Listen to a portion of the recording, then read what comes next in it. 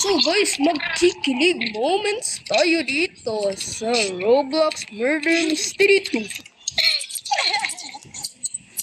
Oh, ito na daw guys, kinilig na daw itong si Mia. Ay, ano, may sasabihin ako, man. Grabe na naman yung mga kilig moments nila. Yan na nga, kilig na kayo. Start pa na nga, kilig na kayo. Ito